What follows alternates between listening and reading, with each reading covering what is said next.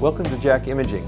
I'm Mort Kern with the University of California, Irvine and Long Beach Veterans Administration Hospital in Long Beach, and I'm here today with Gary Tierney, Associate Professor of Pathology at Harvard Medical School and one of the founders, developers, and innovators of optical coherence tomography. Gary, welcome. Thank you. We're going to talk today about optical coherence tomography as it has evolved and come into the use in clinical practice. Can you tell us, just briefly, in the last 2 years since we last spoke about this, what's our newest advance and application for OCT? All right, so about two to 3 years ago, the major advance in OCT was the development of the second generation form of coronary OCT. It goes by two names. One is called frequency domain OCT, or FDOCT, and some people call it optical frequency domain imaging, or OFDI. They both mean the same thing. The big advance of these technologies is that it allows imaging of coronary arteries very rapidly. For instance, you can image 5 to 10 centimeter segment of coronary artery in roughly 5 seconds. And you do this following a non-occlusive radiocontrast or saline purge and rapid helical pullback of the catheter. And the reason why this advance was so important is because it overcame the blood limitation of the previous generation version of OCT, making it practical to do OCT in the cath lab. Right. At that time, when we last had this interview, we had just published the first in human demonstration of this new second generation form of intracoronary OCT. And what has happened since is that this has really taken on. Mm-hmm. And multiple companies are now producing products. Light Lab has a device approved for human use in the United States as well as around the world. And there's a tremendous amount of excitement and exponential growth in the OCT community. And you can just see it at the conference, the pulse around OCT imaging and the promise that it may have for interventional cardiology in the future. Right. These images that OCT produces are particularly striking and easy to interpret relatively. However, some interventionalists are still comparing IVIS to OCT.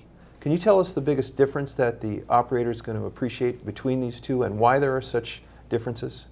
So in terms of the images, the major differences between OCT and IVIS are: one, OCT has 10 times better resolution than IVIS.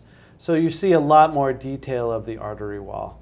And that's really critical because many of the features that you're looking for instance, stent microstructure or plaque microstructure, are more easily appreciated by OCT. Mm-hmm.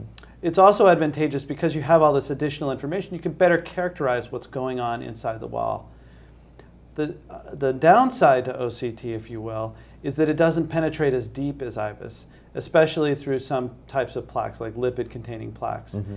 And as a result, with OCT, you don't see the back edge of those plaques, whereas with IVIS, you very well might.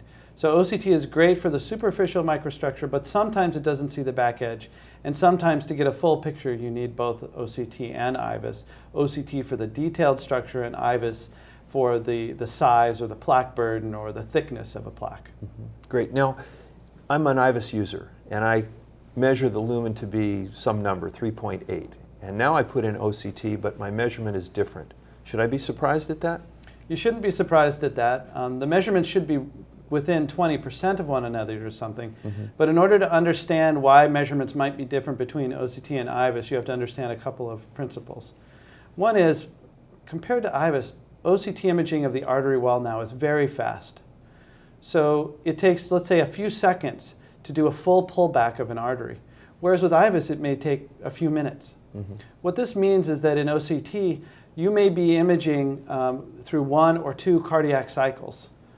The entire pullback occurs over 2 cardiac cycles. Right. With IVIS, it may be hundreds of them.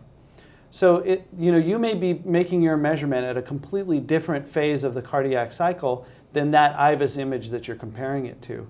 And as a result, the artery may be 10 or 20% different in luminal diameter, or it may be right on the mark, it may be above, it may be below.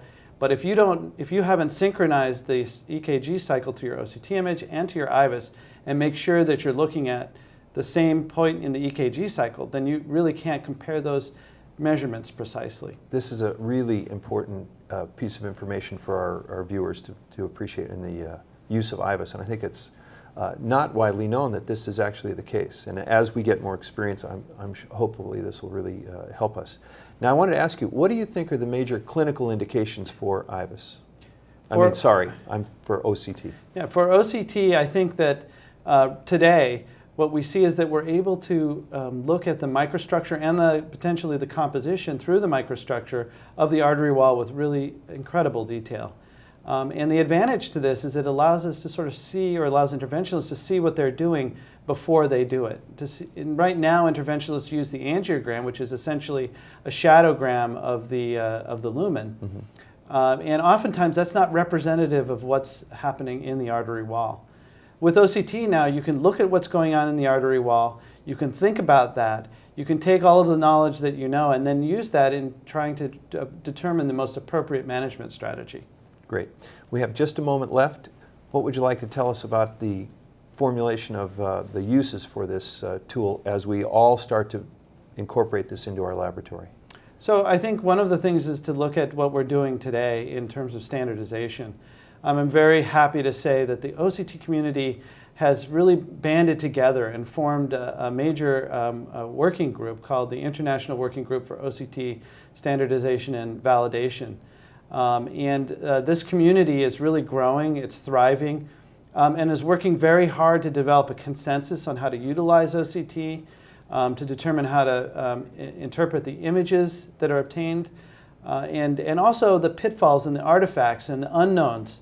And we're putting that down in a piece of paper in a consensus document, and it's just a really exciting time to see the community come together and really try and develop a document that will increase the utilization of this technology worldwide.